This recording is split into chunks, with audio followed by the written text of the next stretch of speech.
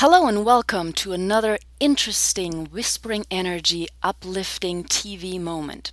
I'm Natalie from Healing Isis and Whispering Energy, and today I once again have the pleasure of talking with Chris Sade from the Olive Branch Center.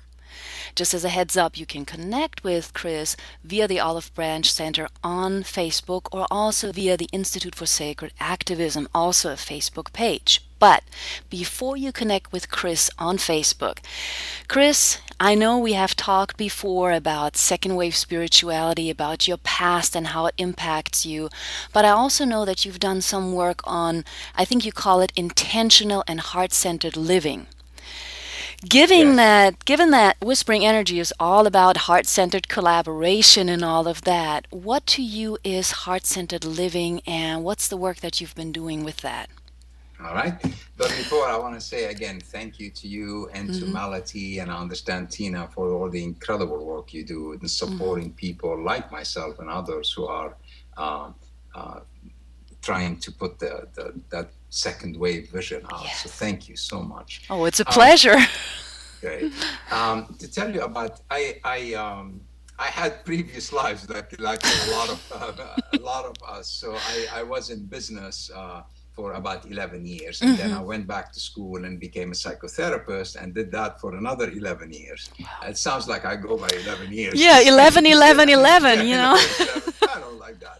So I was working as a psychotherapist, and then I Uh-huh. realized that it is so important for people, and I worked a lot with depression, and Mhm. I realized that for people to break out of depression, it is very important that they do not only psychological healing, they have to do also spiritual healing, but not only spiritual healing, they have to also find their relationship with the world and how can they can give and be involved. But because Mhm. by being involved, then the spirit moves through them rather than kind of being stuck within and the spirit suppressed and Mhm. repressed. So I realized it was very important to develop a model that joins psychology with spirituality and with social activism, Mhm. and of course that it comes from the heart, Right. because and we talked about my experience in the war in Lebanon, the peace movement, Mhm. and so on. And naturally, one thing I realized is that bottom line, if we do not come from the heart and allow the divine to move through our heart,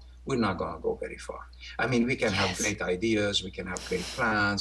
It's not going to go very far because Mhm. the connection is mainly a connection of the heart. That's where the Mhm. transformation and the healing happens. Right. Just to give a little quick example, I Mhm. mean, I have worked in mediations between Israelis and Palestinians, people Wow. of the Jewish faith and Muslim and Christian faith, Mhm. and people will talk and defend their positions and so on. But Right. once they start sharing from the heart, once they start Yeah. sharing their pain and their struggle and their losses, I have seen connections happen. Not Mhm. every time, grant you, but a lot of the time I've seen connections happens when they would embrace and Mhm. cry in each other's arms and say, Yes. you are my brother, you are my sister, you are Mhm. like my mother. Why? Mhm. Because the heart was open. And I don't think we can you know uh, uh, avoid the issue of the heart, because I Right. believe, like a lot of us believe, the heart is the temple of the spirit, the heart Mhm. is the temple of the divine. Mhm. So I developed a model actually called Integra that Mhm. joins these three together and is about living intentionally, making Hmm. that choice to live from the heart and live with spiritual enlightenment, but with the incredible compassion and passion of the heart, Yeah. that the heart has to impact the world. Mhm. Now, to me, that makes perfect sense. But let's just play the other side of the game. We have Okay. so many people who say living from the heart is going to get you hurt, you're going to end up in pain and depression, and they're trying to really shield their hearts. How do you Yes. get to those people? Yes. Well, first of all, I agree with some of that, that living from the heart will give us pain. Yes. But living will give us pain. I mean, part of Mm-hmm. being part of the world story is to join in the ecstasy of the world, but it's to Yes. join in the pain of the world. I mean, you're a mother. We all know that there's no Yeah. way out of the ecstasy and the pain. Right. but it will not give us depression. Actually, depression comes, I have found, both as a psychotherapist and Mm-hmm. a person involved in peace work, Mm-hmm.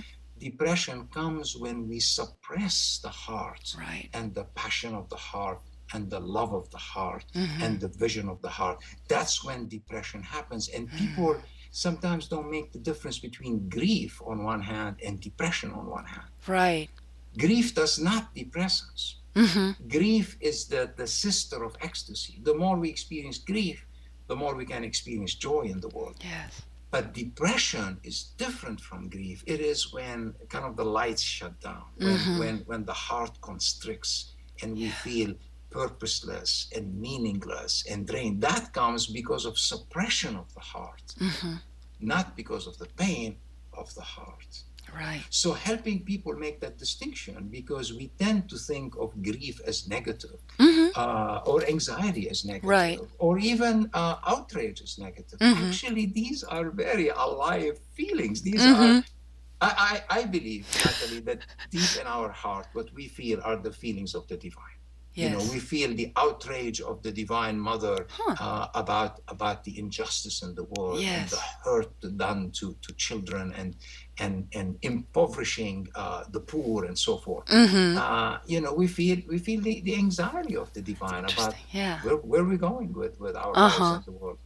And we feel the grief of divine for every broken Yes. spirit and every Mm-hmm. broken person. And we also feel the joy and the ecstasy and the peace of the Mm-hmm. divine. Its question is what we do with these feelings. Right.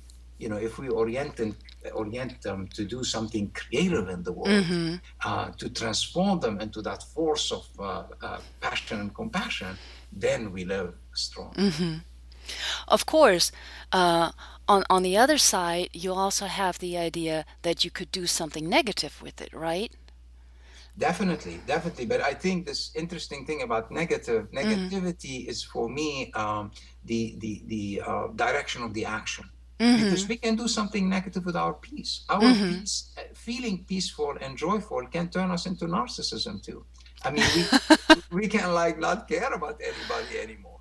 We can Right. see people suffering like in this crisis, you know, the Mm-hmm. unemployed and their family, and say, "Hey, I'm peaceful and joyful. Why should I care?" We can Mm-hmm. also turn our grief into actions that are negative. So I'm all with you.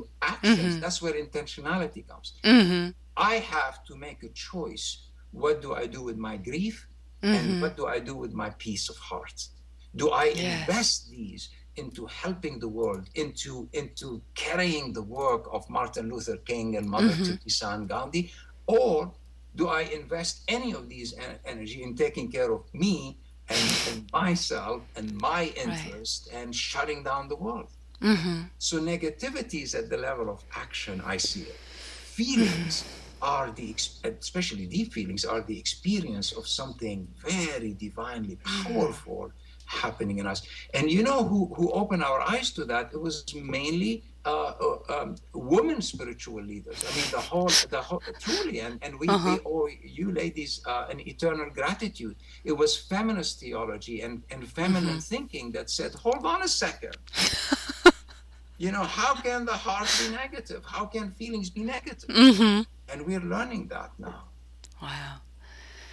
That's interesting. And so you call this three-way approach Integra, right? Yes, yes. So does that mean because you're trying to integrate all of them? Is that how you came up with that? I mean, I I love the love it. term I love Integra. it. So, Yes, yes. It's a play on integrating the uh-huh. forces of our life, the Wow. psychological, the spiritual, and the commitment to social justice. Mm-hmm. It's also a play on word on integrity, you know, living Mm-hmm. full integrity, about my responsibility to take care of my spirit, but also realizing that my spirit is one with the world. And part of my integrity is I am the one who is suffering. Mm-hmm. I am the child who is abandoned. I live in Yes. integrity, meaning in oneness. And Mm-hmm. for what am I doing in my life for that child? Because I am that child that's being abused or oppressed or Mm-hmm. impoverished. And so it's a play on that word of integrity, that total spiritual integrity. Mm-hmm. Wow. I never know what to say at the end of you having talked because there's so much going on in my head. But we're running out of time once again, unfortunately. I think they say, when you're having fun, time flies. That's true. That is true. Same here. So, Yeah. Chris, thank you so much. Again, just for anybody who's watching this, you can find Chris on Facebook, the Olive Branch Center, and the Institute for Sacred Activism, No, right? actually, if I may, Yes, it's the academy. Academy. Ginger, is the inter. Is it the internet? International Okay, Academy of Sacred. let me say it correctly so people can Okay, find it on the web. It's the International Academy of Sacred Leadership, okay, IASL, and that's an academy that Andrew Harvey and myself have co-founded right. to bring his work with sacred activism and my work with Integra, bring them together and offer training in that.